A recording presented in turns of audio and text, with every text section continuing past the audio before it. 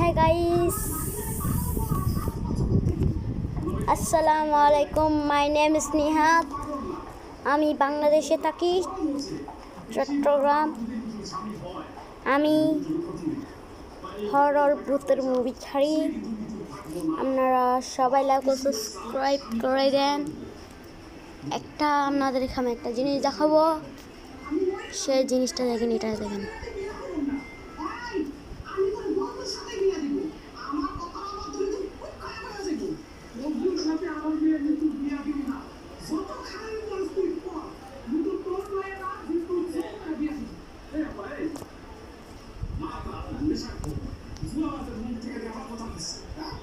এই কথা কিভাবে বন্ধ করা লাগে এটা আমি খুব ভালো করে জানি।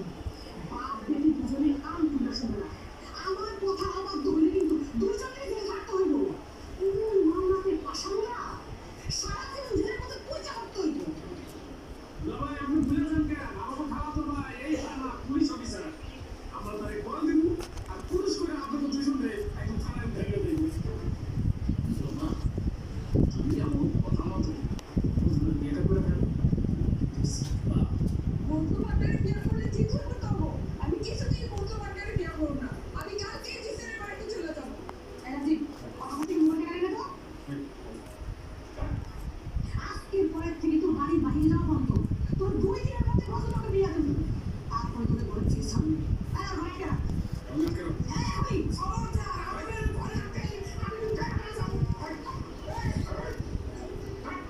কি বললি? আমার যাবি না?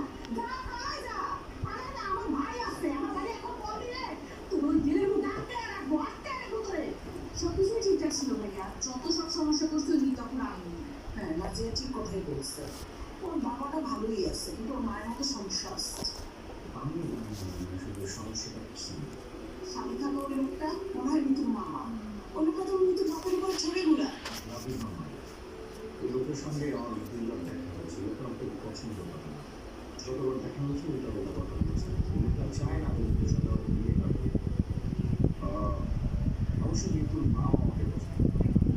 এটা মৃত্যুর আমাকে এটা মৃত্যুর স্বপ্ন। তুমি কি করে বুঝতে এগুলি সুযোগ দিয়ে মৃত্যুর আপন